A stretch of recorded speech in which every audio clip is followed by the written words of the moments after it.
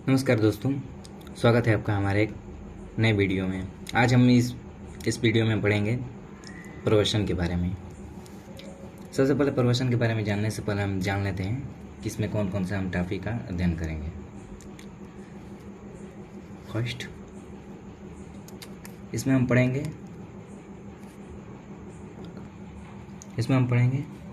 स्थानांतरण एवं प्रवचन में अंतर।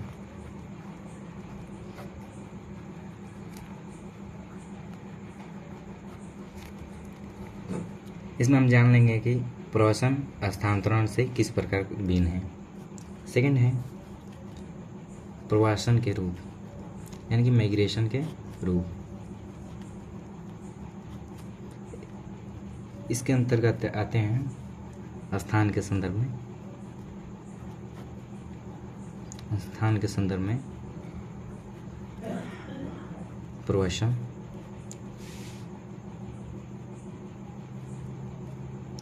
संख्या के संदर्भ में प्रवचन,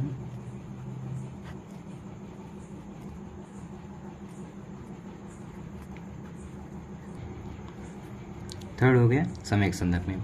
इसमें हम जान लेंगे कि प्रवचन के रूप स्थान के संदर्भ में किस प्रकार है, संख्या के संदर्भ में किस प्रकार है, समय के संदर्भ में किस प्रकार है।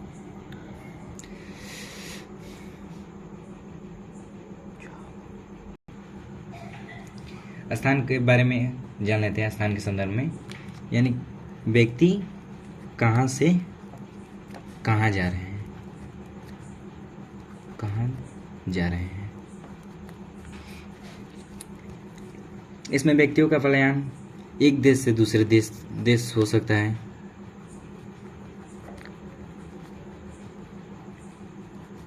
दूसरे देश में हो सकता है। फिर इसमें एक महाद्वीप से कॉन्टिनेंटल टू कॉन्टिनेंटल हो सकता है, एक महाद्वीप से दूसरे महाद्वीप हो सकता है।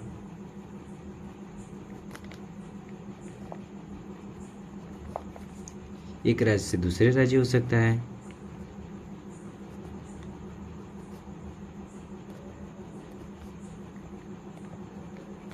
फिर इसमें गांव से शहर हो सकता है, गांव से शहर की ओर, फिर शहर से गांव की ओर।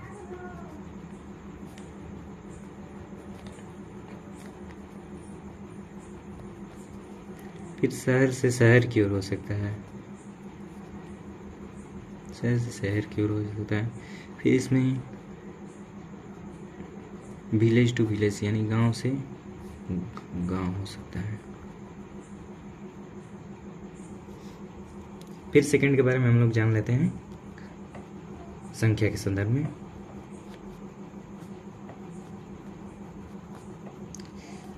इसमें हम जानेंगे कि वे कौन से लोग हैं, यानी कि एक व्यक्ति का प्रवचन हो रहा है, एक परिवार का समूह हो रहा ये एक परिवार का प्रवचन हो रहा है, यानी ये एक व्यक्ति का प्रवचन हो रहा है, या परिवार का प्रवचन हो रहा है, या समूह का प्रवचन हो रहा है।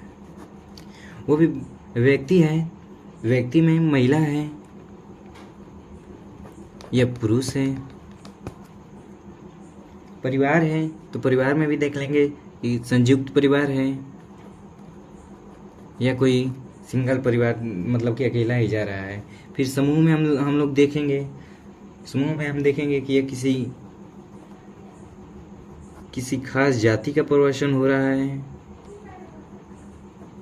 या किसी धर्म के लोगों का प्रवचन हो रहा है, किसी धर्म का हो रहा है, या किसी भाषाई समूह का। चलिए एक बार फिर से अपने टॉपिक पर नज़र डाल लेते हैं कि यानी प्रवचन में हम क्या पढ़ने वाले थे। इसमें हम पढ़ने वाले थे स्थानांतरण एवं प्रवास में अंतर। सबसे पहले हम लोग जान लेंगे कि स्थानांतरण एवं प्रवासन में मतलब कि अंतर क्या है, यानी कि डिफरेंस क्या है। फिर हम सेकंड टॉपिक है हमारा यहाँ पर प्रवचन के रूप, और इसमें है स्थान के संदर्भ में और संख्या के संदर्भ में और समय के संदर्भ में। और सबसे पहले हम स्थान के बारे में जानेंगे। तो इसमें हम लोग देखते हैं कि मतलब कि किस स्थान से किस स्थान पर लोग जा रहे हैं। यानी इसमें एक देश से दूसरे देश में भी जा सकते हैं, एक महाद्वीप से दूसरे महाद्वीप में भी जा सकते हैं, और एक राज्य से दूसरे राज्य में भी जा सकते हैं। इसमें प्रवसन में गांव से शहर भी होता है, लोगों का प्रवसन शहर से गांव की ओर भी होता है और शहर से शहर की ओर भी होता है, और गांव से गांव होता है, लेकिन परंतु इसमें गांव से गांव बहुत कम देखने को मिलता है। इसमें ज़्यादातर महिलाओं का प्रवसन ही देखने को मिलता है। फिर हमारा सेकंड इसमें टॉपिक है संख्या के संदर्भ में, और इसमें हम लोग देखते हैं कि मतलब कि कौन से मतलब वर्ग का कौन कौन से लोग एक स्थान से मतलब कितनी संख्या में जा रहे हैं, यानी कि व्यक्ति का प्रवसन हो रहा है तो उसमें भी महिला है या पुरुष है, यानी कि और मतलब एक व्यक्ति का हो रहा है या किसी परिवार का हो रहा है, तो अभी परिवार में देखेंगे कि वह संयुक्त परिवार है या वह सिंगल है। फिर हम देखेंगे कि किसी समूह का प्रदर्शन हो रहा है तो समूह में किसी खास जाति का हो रहा है तो किसी धर्म का हो रहा है या भाषाई समूह का हो रहा है। इसमें हमारा थर्ड जो है समय के संदर्भ में है।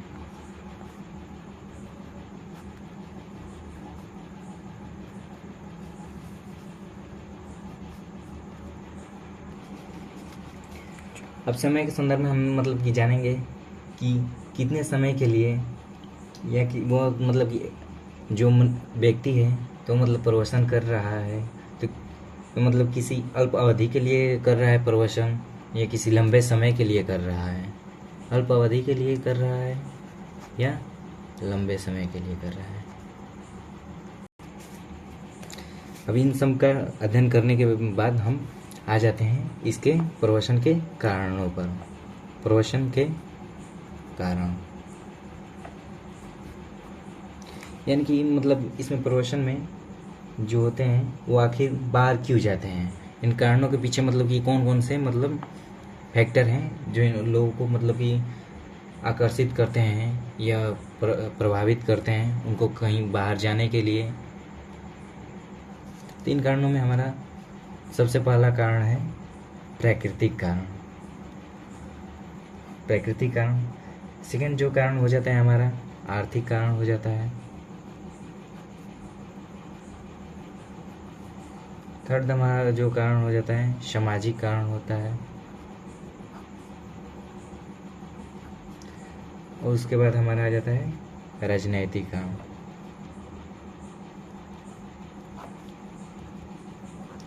इन सब कारणों के अलावा भी जो इसमें प्रभावित करने वाले एक दो फैक्टर हैं, इसमें एक जो होता है पुश फैक्टर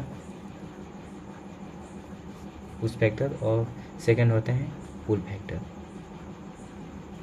अपकर्ष कारण और प्रतिकर्ष कारण, ये जो होते हैं ये किसी जनसंख्या को प्रभावित करने में या जनसंख्या को कहीं दूर भेजने, किसी जनसंख्या को प्रभावित करने में इन दोनों का बड़ा योगदान होता है। फिर हम जान लेंगे प्रवसन के प्रभाव, यानी कि प्रवसन के मतलब कि प्रभाव से क्या होता है। प्रवसन के प्रभाव से एक बहुत बड़े डेमोग्राफिक चेंज आता है, किसी जनसंख्या में बहुत बड़े स्तर पर डेमोग्राफिक चेंज होता है।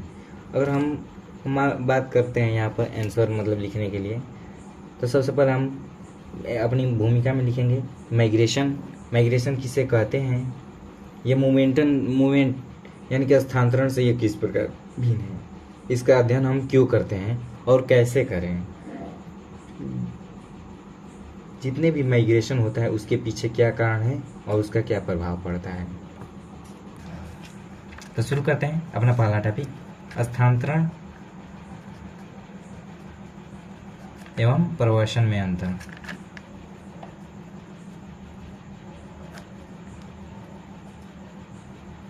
प्रवसन में अंतर। स्थानांतरण होता क्या है? जब कोई व्यक्ति या परिवार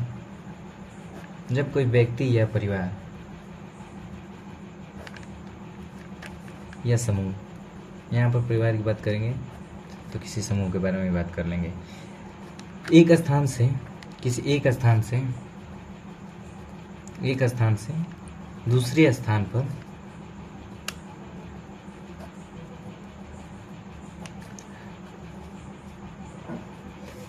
घूमने के उद्देश्य से या पर्यटन के उद्देश्य से या दैनिक आवागमन के उद्देश्य से, यानी दैनिक आवागमन के उद्देश्य से, या किसी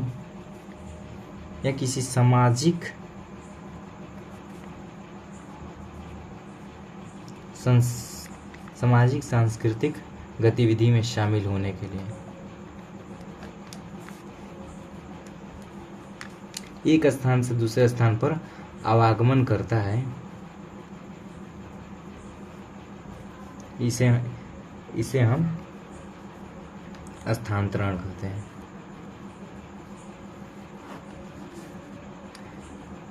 यानी कि जब कोई व्यक्ति या परिवार या समूह एक स्थान से दूसरे स्थान तक घूमने के उद्देश्य से, इसके मतलब कि इसके एक स्थान से दूसरे स्थान के मतलब जाने से इसके पीछे मतलब क्या उद्देश्य हो सकता है? घूमने का उद्देश्य हो सकता है, या पर्यटन का उद्देश्य हो सकता है, या दैनिक आवागमन के उद्देश्य से जा सकता है, सामाजिक संस्कृति गतिविधि में भाग लेने के लिए जा सकता है। इन सब मतलब गतिविधियों के उद्देश्य से आवागमन मतलब करता है तो उसे हम स्थानांतरण कहते हैं। इससे या वहाँ की डेमोग्राफिक चेंज में डेमोग्राफिक में जो भी हो डेमोग्राफिक में नो चेंज, कोई चेंज नहीं आता है।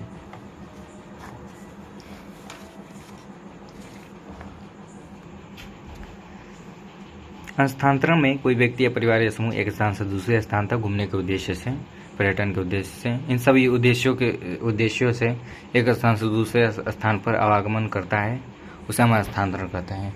इससे वहाँ की स्थिति में, भौगोलिक स्थिति में कोई भी चेंज नहीं आता है। प्रवासन जनसंख्या में परिवर्तन को निर्धारित करने वाले घटकों में से एक है। जब कोई व्यक्ति या परिवार या सदस्य अपने स्थान को छोड़कर किसी अन्य स्थान की ओर प्रवास करता है, में परिवर्तन को निर्धारित करने वाले घटकों में से एक है। अब प्रवासन के बारे में हम लोग जानते हैं। जब कोई परिवार या सदस्य या समूह अपने स्थान को छोड़कर किसी दूसरे स्थान पर प्रवास करता है तो वो प्रवासी कहलाता है। अब जी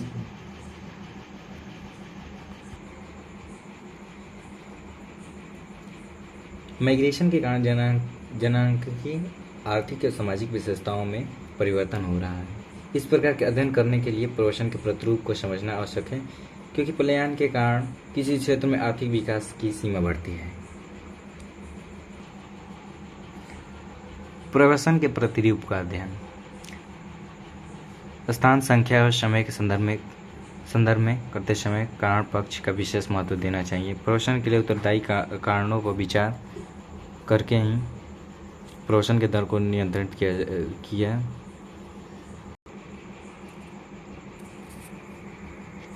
जनसंख्या के लिए नियोजन का विकास योजनाओं का निर्धारण कर सकते हैं। स्थान के संदर्भ में प्रवासन का अध्ययन अंतर्राष्ट्रीय स्तर पर, अंतर्राज्यीय स्तर पर, अंतर्राज्यीय स्तर पर। अंतर्राष्ट्रीय स्तर पर प्रवासन के प्रतिरूप का अध्ययन करते समय यह देखा जाता है कि एक देश में दूसरे देश का प्रवासन प्रतिरूप कैसा है। एक राज्य से दूसरे राज्य में होने वाले प्रवासन का अध्ययन किया जाता है। एक ही राज्य के अंतर्गत गांव से शहर, शहर से गांव प्रवासन का अध्ययन किया जाता है। संख्या के संदर्भ में सामान्यतः लंबे दूरी के प्रवासन के सामान्यतः पुरुष की संख्या अधिक होती है। इस प्रकार के प्रवासन का प्रमुख कारण या मूल्य कारण आर्थिक होता है। लोग रोजगार की तलाश में एक देश से दूसरे देश की ओर भी पलायन करते हैं। एक ही देश के अंदर सामान्यतः नगरीय परिवर्तन अंतर्राज्यीय और अंतर्राज्यीय स्तर पर होता है। एक ही राज्य में नगर टू नगर प्रवासन के साथ साथ ग्रामीण नगरीय प्रवासन का दर भी अधिक होता है। ग्रामीण से ग्रामीण स्तर में महिलाओं का प्रवासन ज़्यादा होता है, क्योंकि इसमें सामाजिक कारण से वैवाहिक संबंध स्थापित करने के दौरान एक गांव से दूसरे गांव में की जाती है। समय के संदर्भ में आज भी जनजातीय प्रधान क्षेत्र में जहां जीवन निर्वाहन के लिए पशुपालन के काम किए जाते हैं, वहां जनजातियों के द्वारा पशुओं के समूह के साथ